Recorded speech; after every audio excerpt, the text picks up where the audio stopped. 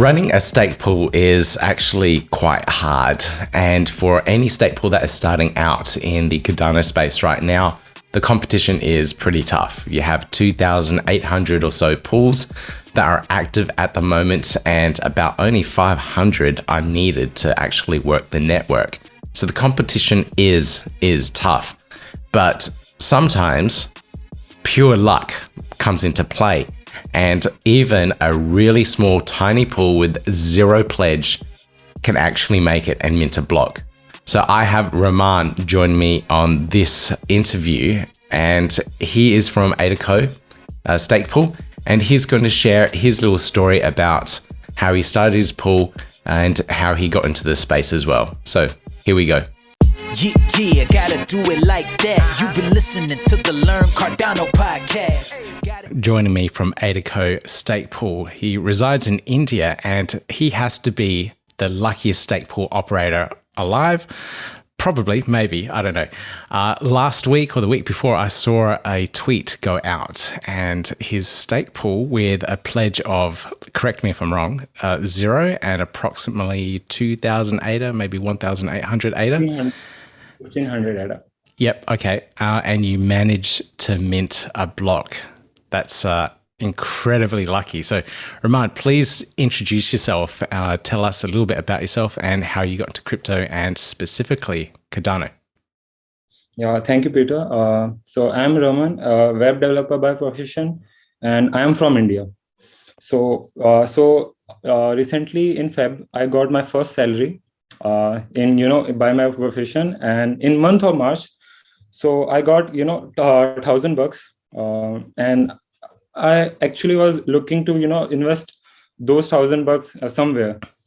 So at the time in March, there is a coin which was very popular called Dogecoin. So most of the people are investing in those coins. So I guess I invested too in Dogecoin. Cool. That's okay. That's okay. That's okay. Yeah. So yeah. After sooner and after I realized that that coin is not good, and I check out the repository. It was not updated for like 2 years, and everything is not good at all. So then I took a break and I sold those Dogecoin for a loss. But yeah, then I took a break and researched many crypto currencies, and then I found a great crypto called Cardano.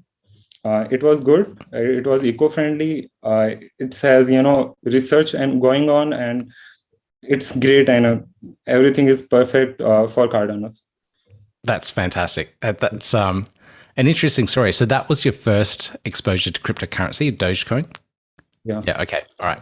So Elon Musk did do something good for the industry. Okay. Interesting. Okay. So you've discovered Cardano, and obviously you researched enough to work out how to set up a stake pool. Is that right? Yeah, is that right? So I had not thought about the stake pool. I initially invested to Cardano, but after 2 months in May, I learned much about the Cardano, and I read a lot of forums, and then I got to know about we can able to run the pool and validators. So at that time I didn't have resource, but my company has a AWS account, and they have 20,000 credits in AWS account. So I asked my manager, can I borrow some credits? So he said, yeah, run your anything you wanted. So I open 3 nodes of Cardano pool, Cardano node in those AWS account. And everything is perfectly running. Yeah. That's incredibly lucky to have those credits to get you up and running and started. It's pretty cool. So, yeah, initially I didn't had a lot of money. Initially I had only 500 ADA to register the pool. So I registered pool, and the pledge was 0. Initially the pledge was 0. You seen that? Yeah. So for anyone that doesn't know, when you set up a pool, you have to register the pool, and the registration cost is 500 ADA. So if that's all you had, you register it, hence the pledge is 0. So how did you get that little bit extra boost of delegation in the beginning then? Was it friends, relatives, or someone that you knew that was delegating to the pool? Yeah. Also, here in India, people are afraid to invest in those things they don't know. So crypto is, new thing, and people are afraid to invest in those currencies. And here are actually you can't say the government banned, but actually it's not banned, but government always look for the crypto, and if anybody investing uh, a lot amount of money in crypto, so police chase those people here in India. So it's difficult to invest in crypto here in India. Yeah, that's Yeah. interesting. I think a lot of people around the world have heard about the crackdown, I guess, on cryptocurrencies in India, but I didn't realize it was like that. And people Yeah. were afraid to actually invest in it. So I got a friend in Discord. So I had a friend in Discord, and I told him the pools and on Cardano stuff. So he invested 1600 ADA in my pool. Yep. So he was the first delegator who invested 1600 in my pool. Very, very lucky start. So how long were you running the pool for then before that magic block hit? Around 25 days to 1 month. Oof, wow, that's a very short time. Some Yeah. people run pools for like 6 months without seeing any activity, and then suddenly their first block comes in. So it's 25 days, 1600 ADA delegated, and a block. Wow, that's incredibly lucky. Did you check the luck rate? How much luck you had on for minting that block? Zero. All right. Okay, a big zero. Okay, I thought there might be a little bit more, but that's okay. All right. So what's next for the pool then? Can you tell us a little bit about it, its mission, or anything that you might be trying to achieve? Mission driven pool, and we actually helping children who lost their parents in this corona situation. And we actually offering food and money to the orphanage center here in India. And we recently invested around 33% of our earnings in the orphanage center. Okay, so you can check Telegram channel if you want to see the images. That's a really cool mission to be behind. I think most people around the world have heard the impact that the virus has had in India. It's quite sad to hear, and hopefully the country can recover from that. But yeah, this mission to help, I guess, orphanages to look after these children. Yeah, that's hopefully will give them a really good start again in life, I guess, and a really good mission to be behind. So you're donating to some of these orphanages, and you're posting what you're doing on your Telegram chat? Yes. Okay, cool. All right, excellent. So what I'll do is I'll grab all of those links, your Telegram and other social medias where you may be. You're on Twitter as well, that's all right? Yep. I'll grab those. I'll put it into the show notes for this podcast episode, along with all the other details for your pool. And hopefully we can gather a couple more delegates to the pool to help with the mission and help you mint your next block, hopefully sooner. Thank you. What do you feel is the future of mission-driven pools? I just asked because there's so many pools out there. There's 2,800 pools last time I checked. There's these multi-poolers that spin up so many pools, 6, 7, 8, 1% pool. I think they're on 28 pools at the moment. Binance are on 70 or 80. And then you've got all these other, I guess, influencers that are spinning up multiple pools now as well. And, it's making the competition really hard. Do you think small mission-driven pools are going to last long term?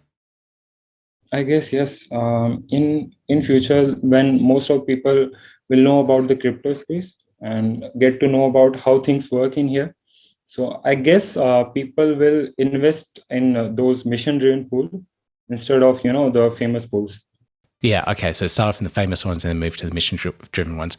Have you thought about connecting with the orphanages or whatever charities you're working with and telling them how you're raising the money for? Actually, it's difficult to explain them how we are actually doing because none of them know about the crypto. Yeah. And so I had to tell them that like there is a new currency here in India, and we are banks. So we are actually getting money from banks, and if more people invest in those banks, so we get more money here. So they don't know about crypto, so I had to tell some other story related. So that's Yeah. how we got. It's a very that's even harder. Like here in Australia, I'm trying to explain to people, how it all works. But at least they've heard about Bitcoin and other cryptocurrencies. But I guess if they haven't heard of any sort of crypto or Bitcoin even, it's even harder battle to educate them. It's even more that you have to do. But if you can, good luck. It'd be really good if you can actually get local people investing in the same thing to actually build up the pool as well and help the charities and help you guys raise the money for it. It'd be really cool to see. So what type of marketing initiatives and how are you going to try and attract delegates yourself? All through the Twitter. I actually, one of my friend is actually doing marketing. So his name is Kaval, and he's continuously posting about the pool, and he's asking anybody to if anybody is actually looking for investment in Cardano. So that's how we got 100K ADA here in pool. We're actually helping other pools too. In our Twitter, there's one pool called One Pool. One Pool? One Pool. Yeah. Yeah. So we actually helping him also. He's also doing mission-driven pool and also helping childs. So we actually helping other pools also and actually growing our pool too.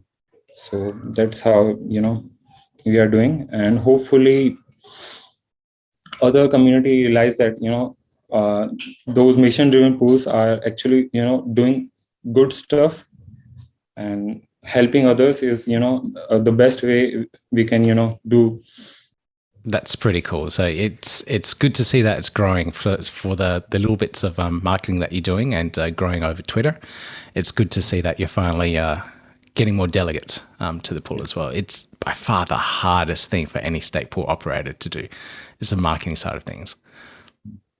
Okay, brilliant. Okay, this hopefully is going to turn out to be a really cool story, and we'll look back at this in a year's time, and you've fulfilled, I guess, a lot of your mission for donations, and the pool's grown to a decent size.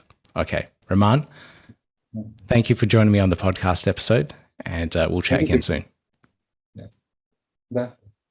So for anyone that is starting a stake pool, there is hope. It is hard. It is very, very hard. And it is all about marketing and trying to drive delegates to your pool, whether you do it on Twitter, Facebook, or any other social media network. Hopefully Ramam has given you some hope in being able to actually build a stake pool and get one up and running. There are plenty of resources out there. Please follow all the official Cardano guides in regards to running and operating a stake pool if you're going to do it yourself, or I highly recommend teaming up with a bunch of people so that you're not competing against a few more stake pools, you're actually merging some together. If you like this series of stake pool operator highlights, please make sure you give us that thumbs up, click to subscribe, and hit the notification bell, and you'll hear more from us soon.